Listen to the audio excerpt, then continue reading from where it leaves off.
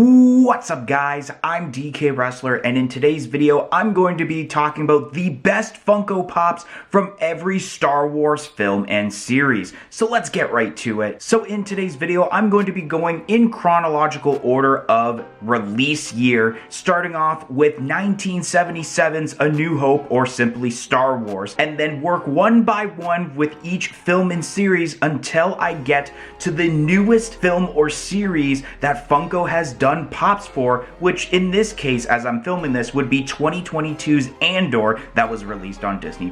So without further ado, we might as well kick off this list. So starting off with 1977's A New Hope, or simply Star Wars, is the Walmart exclusive Cantina face-off moments. This is a great moment in that movie. Obviously, it created the whole controversy when it came to the re-release of the movie later on of who shot first. Was it Han Solo or was it Greedo? Definitely comment down below on who you think shot first. But the way that they executed this pop is awesome, with obviously Greedo there with the blaster in his hand, and then Han Solo with his one leg up, and then obviously the blaster kind of hidden there, making Greedo think that he doesn't have a weapon with him, but he actually does. Next up is 1980's The Empire Strikes Back, and the Funko Pop I chose is the Lesson in the Force moments that was exclusive to Star Wars Celebration in 2020. This pop is absolutely amazing. I mean, you have Yoda there just sitting there doing the Force, and then obviously in the scene he is lifting up the X-Wing that Luke Skywalker came to Dagobah in, and the thing that I like about it is that in this scene, obviously the water is falling out of the ship because it was basically submerged in the swamp, and then they're actually executing the water as the base for the ship so that it gives the illusion of Yoda using the Force. So that thing actually turned out well, and I like the whole detail of basically having that water in the swamp as part of the base, also with the little Star Wars logo right there. Next up is 1983's Return of the Jedi, and the Funko Pop I chose is the Force Ghost 3-pack featuring Anakin Skywalker, Yoda, and Obi-Wan Kenobi that was exclusive to Amazon. This pop is really cool. It's for an iconic moment, obviously at the end of the movie when they all celebrated defeating the Empire, and you do see the glimpse of the Force ghosts of the three characters, which is really awesome. And I mean, a lot of people do have a little bit of hate on the fact that obviously it's the Hayden Christensen Anakin Skywalker and not the original actor, but I don't exactly mind that. I think the way that the glow-in-the-dark effect looks is really cool, also with that nice blue, and even when the pops aren't glow-in-the-dark, I really like the effect of the different shadings of blue involved in this pop. Next up would be 1999's The Phantom Menace, and the pop I chose is the Amazon exclusive Tatooine Qui-Gon Jinn. Now, a while ago, they did make a Qui-Gon Jinn that was exclusive to New York Comic Con in 2016, and then made a holographic version for Star Wars Celebration in 2017, but this time they actually made a re-release with a much better molding, where you do have the hair kind of flowing in the wind. He has the one hand out as terms of the Force, and then he's holding his lightsaber with the other one with a really cool base. Well, the other one, it's not bad. It's a pretty good pop, but it's cool that we have this re-release because now it's definitely more easily accessible with a website like Amazon, unlike the older version that was actually a limited piece count of, I believe, 2,000 pieces for that New York Comic Con. Next up, for 2002's Attack of the Clones, the Funko Pop I chose is the New York Comic Con 2022 exclusive Anakin Skywalker with double lightsabers. This pop is awesome. I think a lot of people, including myself, have been wanting a Padawan Anakin Skywalker pop for a while, and they did an excellent job with the molding. Obviously, his short hair with the little braid on the left side,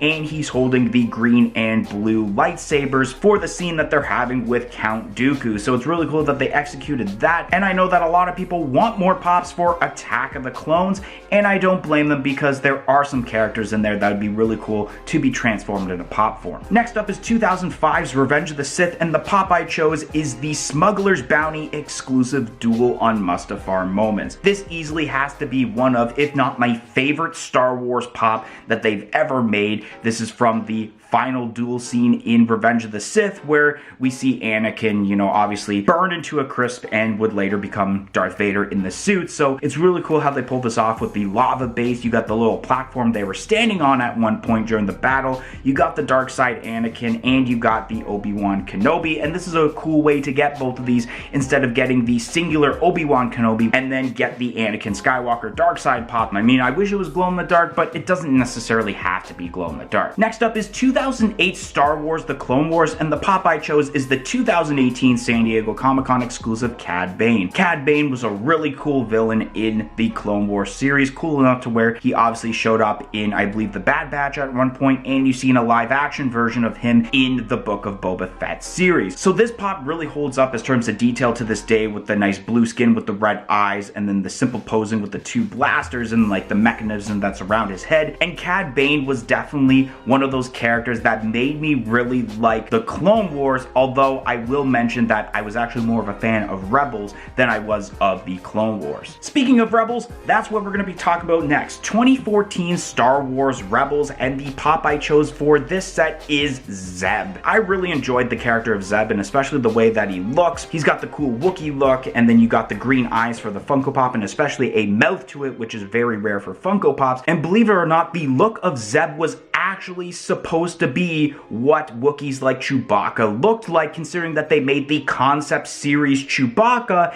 and you can see some similarities because that's what it's based off of. But the fact that they didn't really scrap it and then they used it for a character like Zeb is really cool. And then obviously they posing there with the blaster and just the way that his feet look also in Funko Pop form. I really enjoyed this figure and enjoyed the character of Zeb when watching Rebels. Next up is 2015's The Force Awakens, and the pop I chose is the Target exclusive FN2187. I've always been a fan of this pop for some reason. I wanted to get it in my collection at some point, but I never did, and I don't really plan on getting it now, but it's still awesome, where obviously it is Finn when he was a stormtrooper as a part of the Empire, and the fact that he has the blood smear across the mask and then some blood to the side of the face. They added that, and that was really cool, and it was really cool to see that during the movie also when I seen it. So I really enjoyed this pop, and especially he's got a blaster in the hand. Imagine what they can do now with this pop if they had made it in 2023. Next up is 2016's Rogue One, and the pop I chose is the GameStop exclusive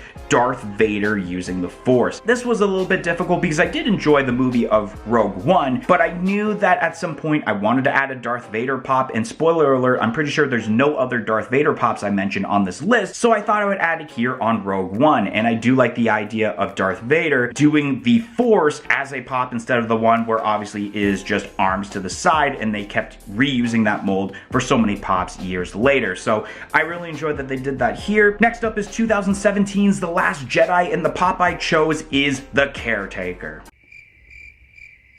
I'm just f***ing with you. It is the rematch on the Supremacy moments featuring Finn and Captain Phasma. The way this pop looks is really cool. I mean, you have a simplistic base, but you do have some objects on the base, which is cool. Finn has that like electrified weapon, and then obviously you have Captain Phasma, whose mask is partially broken and burned, so they're in some sort of pose to show that they are in a battle. And I was always a fan of even this scene when watching The Last Jedi, considering that I consider The Last Jedi to be one of the worst films when it comes to the original trilogy, the prequels, and the sequels.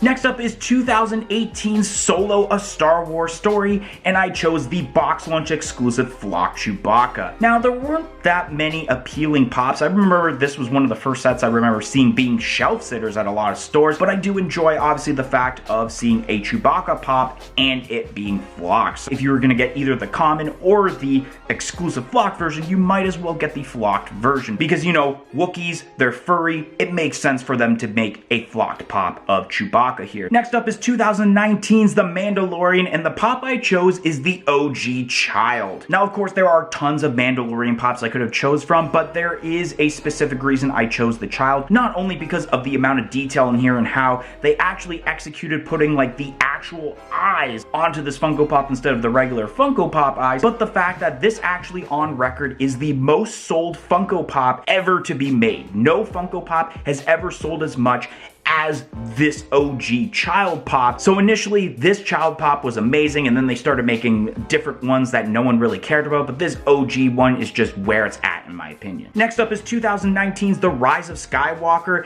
and the pop I chose is the Kylo Ren on his TIE Fighter. I don't remember the exact name for it, but this is a really cool pop, and I do like this pop for the simple fact that I like that Darth Vader on TIE Fighter, and I knew with all the pops I couldn't add that to the list for A New Hope, hope. So I thought I'd add this one because I like the new mask, or not really the new mask, it's his OG mask, but it was all cracked, so then he fixed it. So you see the crackings in the Funko Pop, and then a cool pop of the vehicle or the TIE Fighter, and it looked cool in the movie also when I ended up seeing it. Next up is 2021's The Bad Batch, and the pop I chose is the GameStop exclusive 5-pack featuring Hunter, Wrecker, Tech, Crosshair, and Echo. I really like this 5-pack because it is the only way that you can actually get the unmasked versions of basically the Bad Batch clones. I mean, I really like the looks of them, obviously, when watching the series, when they're unmasked, so it was weird to just see them, you know, with their helmets in Funko Pop form, whether it's for the Bad Batch or the Clone Wars series, but to see them in Funko Pop form unmasked is awesome, especially with Hunter and his, like, face paint, and then you obviously have the detail of Wrecker and how you have, like, the one white eye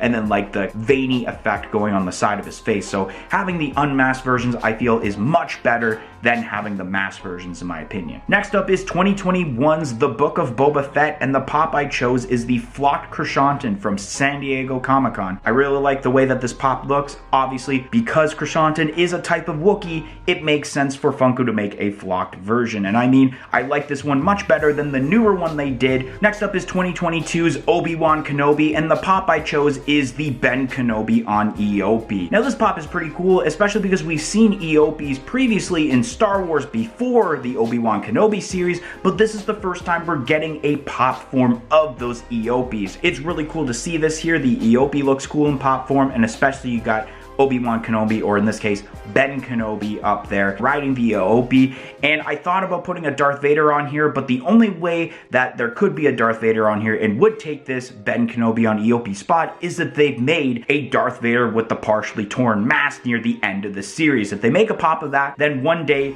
that would probably take the spot on this list. And last but not least is 2022's Andor, and the pop I chose is the CCXP exclusive Vel Sartha. Now there's only been 3 pops for this series. There was the Cassian Andor for SDCC, then they did the B2EMO for NYCC, and now we have the Vel Sartha, and I think that this Vel looks pretty decent, even though it's a simplistic human character. I feel like obviously where you have the blaster in the hand, unlike the Cassian Andor, which is just arms to the side and not really doing much, I think there definitely is room for more Andor pops, but not many. I do enjoy that they've been doing sporadic Comic-Con releases instead of huge waves. Anyways, guys, that is going to be the end of today's video, and if you enjoyed today's video, don't forget to like, comment, and subscribe. Let me know your favorite Funko Pop from each of these films or series, and I hope to see you guys in the next video. 1, 2, 3, I'm out of here.